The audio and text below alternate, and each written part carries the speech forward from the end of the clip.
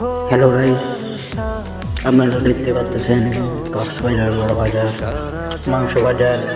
চলে আসবেন মাংস কেনার জন্য, দেশি গরু আছে। তো আপনাদের দোয়া ও ভালোবাসায় আমার প্রথম চাকরি হলো মাংসের দোকান।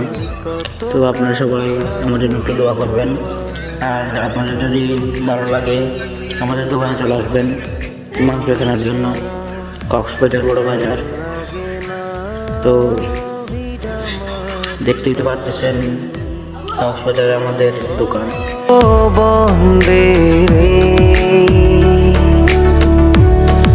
এত পাষাণ হইল। তো গাইস, আপনারা তো দেখতে পাচ্ছেন গরুর মাংস 700 টাকার হাড় মাংস।